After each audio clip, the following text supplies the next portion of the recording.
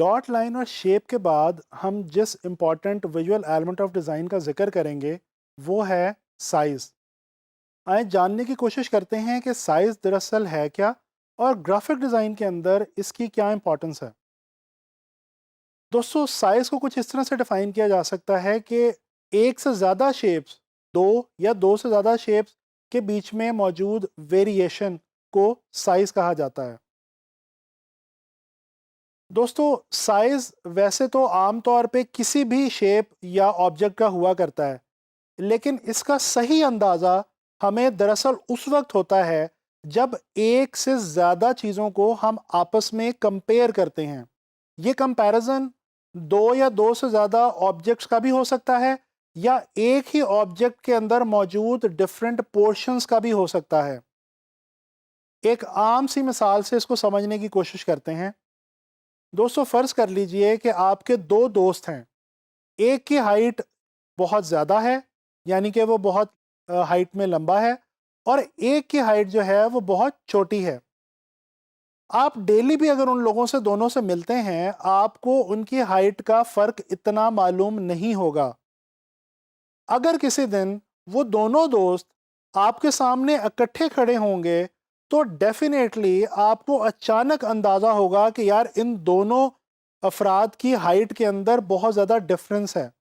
तो मालूम ये हुआ कि साइज़ के बारे में, चाहे वो किसी इंसान के जिस्म का हो या वो किसी भी ऑर्गेनिक या नॉन ऑर्गेनिक चीज़ का हो, एक्चुअली हमें उस वक्त सही अंदाज़ा होता है जब हम उन दो या दो से ज़्यादा चीज़ों का या उस एक चीज़ के पोर्शंस का कंपैरिजन करते हैं। एक और मिसाल को देख लीजिए।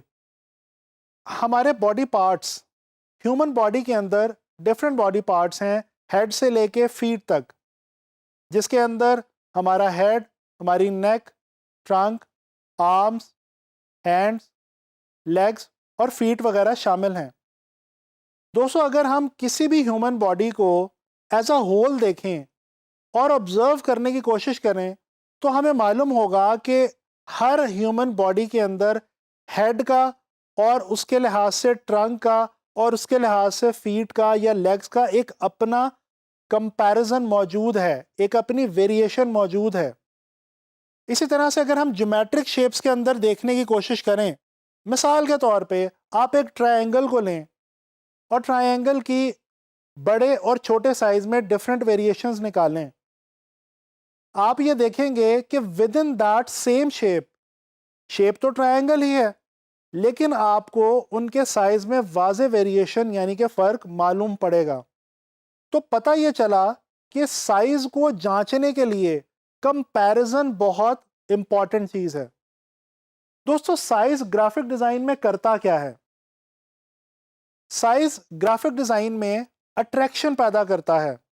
इसके अलावा चीज़ों को ऑर्गेनाइज करने का काम करता है, और इसके अलावा बाज़-औक़ात किसी भी चीज़ के फंक्शन को जस्टिफाई करता है।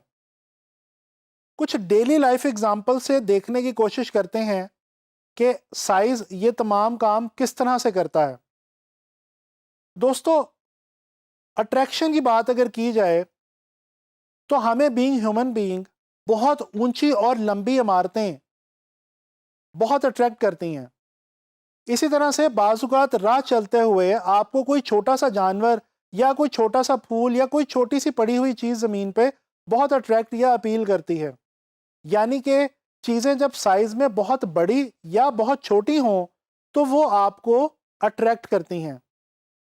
इसी तरह से अगर हम किसी भी ग्रुप ऑफ पीपल का ग्रुप फ़ोटो खींचने की कोशिश करें, तो सबसे पहला काम हम क्या करते हैं?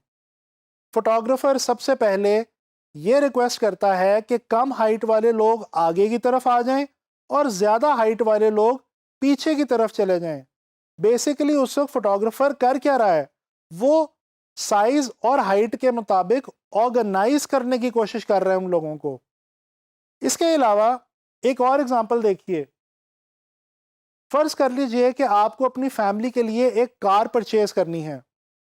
आपकी फैमिली के ग्रुप ऑफ पीपल जो है वो 5 से 7 लोग हैं। डेफिनेटली आप जब मार्केट में जाके अपनी फैमिली के लिए गाड़ी देखना शुरू करेंगे, तो आपकी कोशिश ये होगी कि आप वो गाड़ी खरीदें जिसका साइज इतना हो कि आप अपनी 5 से 7 लोगों की फैमिली को उसमें इजीली अकोमोडेट कर सकें। तो बेसिकली एक हमारा डिसीजन गाड़ी परचेज करने का ये भी साइज पे डिपेंड कर रहा है, या इन अदर वर्ड्स साइज जो है वो हमारे इस डिसीजन को जस्टिफाई कर रहा है। अगर प्योरली ग्राफिक डिज़ाइन के हवाले से बात की जाए तो ग्राफिक डिज़ाइन के अंदर भी साइज जो है वो अट्रैक्शन भी पैदा करता है, चीज़ों को ऑर्गेनाइज भी करता है। चीज़ों को ऑर्गेनाइज करने के हवाले से एक बहुत ही बेहतरीन मिसाल देखिए। गौर से कभी न्यूज़पेपर और मैगज़ीन को पढ़ने की कोशिश करें। आप देखेंगे कि जो सबसे इम्पॉर्टेंट लाइन होती है यानी कि हेडलाइन, उसका साइज़ सबसे बड़ा होता है। उसके बाद सेकंड नंबर पे इम्पॉर्टेंट जो टेक्स्ट होता है उसका साइज़ उससे कदरे कम होता है, और उसके बाद जो डिटेल टेक्स्ट होता है यानी कि बॉडी टेक्स्ट, उसका साइज़ इन दोनों से कम हुआ करता है।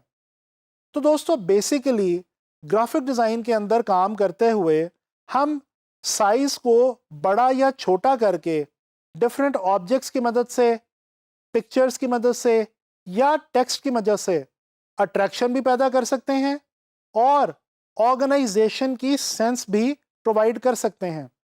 दोस्तों जब हम एज अ ग्राफिक डिज़ाइनर अपनी लेआउट या अपनी कॉम्पोजिशन बनाते हैं तो हमें ये फैसला लेना होता है कि हम चीज़ों को उनके किस साइज़ के अंदर इस्तेमाल करें। इस फैसले की बुनियाद पे हम अपने डिज़ाइन के अंदर ब्रेक भी दे सकते हैं, मुख्तलिफ एलिमेंट्स को फिट इन भी कर सकते हैं और इसी तरह डेप्थ या पर्सपेक्टिव भी बना सकते हैं। दोस्तों उम्मीद है कि आप लोगों को साइज़ के हवाले से समझ आ गई होगी। नेक्स्ट लेक्चर के अंदर हम इंशाल्लाह ताला स्पेस के हवाले से बात करेंगे।